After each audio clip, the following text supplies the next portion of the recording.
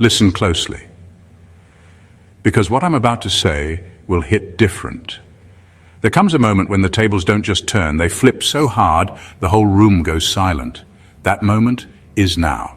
And guess what? You didn't just win the game, you studied it, decoded it, and mastered it so flawlessly, even the players trying to sabotage you started clapping by accident.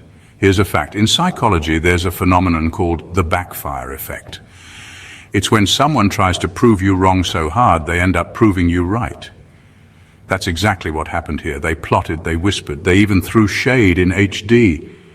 But you stayed in position, moving with divine precision like it was all part of a secret mission. And now, they're speechless, mute, frozen like Wi-Fi just cut out during their villain monologue. The people who thought they could control the narrative didn't realize you were the plot twist they couldn't write out. You let them think you were losing, only to checkmate their entire bloodline with one move and a smile. Side note, did anyone else hear that? That was the sound of fake people choking on their own karma snacks. So buckle up, because in this video we're unpacking exactly how you outplayed the entire circus key while they were too busy throwing bananas at each other to realize you were the zookeeper with the keys the whole time. Let's dive in. Number one, you let them underestimate you. That was the entrance fee. You let them underestimate you. And that was the smartest move you could have made. They looked at you and saw someone quiet, unsure, soft-spoken, maybe even lost. They thought they were dealing with someone who didn't know how the world works, and you let them think that, not because you were weak, but because you understood the power of misdirection.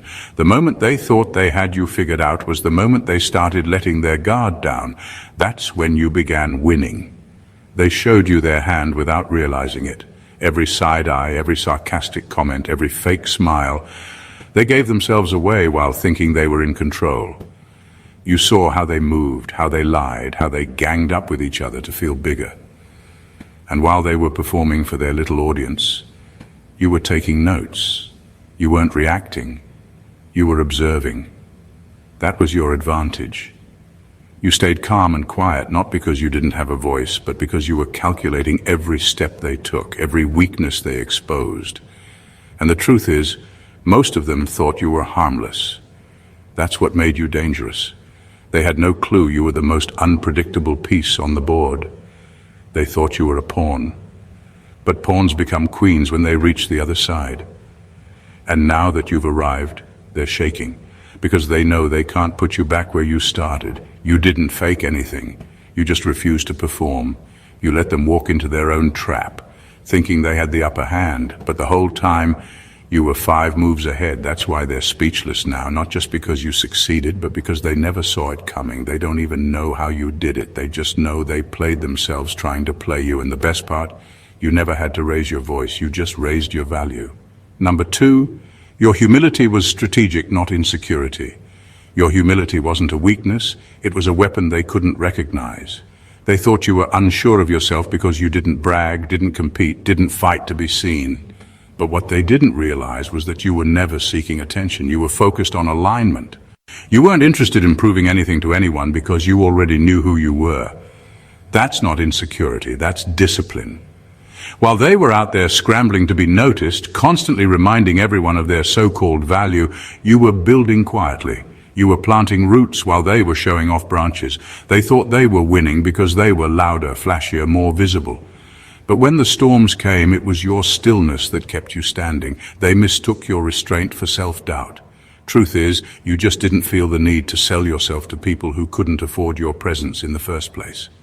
You stayed in rooms that you had clearly outgrown just to make sure you were watching the full cycle play out.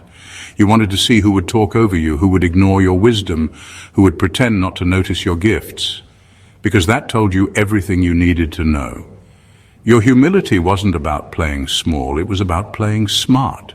You were preserving your energy while they were burning themselves out, trying to impress people who weren't even watching. And now, the same people who thought you were naive are trying to figure out how you passed them without making a sound.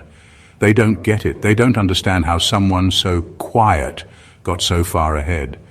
But the truth is, you were never quiet. You were intentional. You weren't hiding. You were protecting something sacred. And now that it's finally being revealed, they're realizing they misjudged the one person who never needed to compete, because you were never in their race to begin with.